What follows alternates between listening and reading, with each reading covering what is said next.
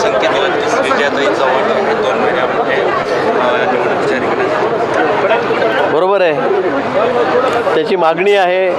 आमची सगळ्यांची इच्छा तीच आहे. आम्ही पक्षश्रेष्ठींकडे विनंती करू की त्यांना तिकीट द्या म्हणून. साहेब, जितेंद्र आव्हाड असं म्हणालेले आहेत की दंगली पुढे करण्यासाठी हे निवडणुका यांनी लांबणीवर टाकलेल्या आहेत. मला वाटतं जितेंद्र आव्हाड हे नेहमीच अशी वादग्रस्त विधानं करत असतात आणि मला वाटतं त्यांना काय हिंदू धर्माच्या बाबतीमध्ये काय त्यांना इतके ते द्वेष्टे आहेत मला हे कळत नाही.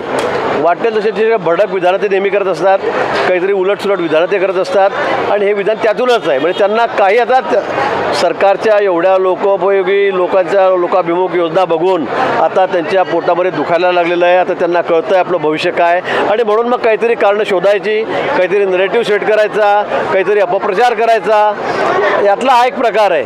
जसं भगिनींच्या बाबतीमध्ये म्हणतात की 1,500 रुपये तुम्हाला मिळणार नाही, तुम्हाला हे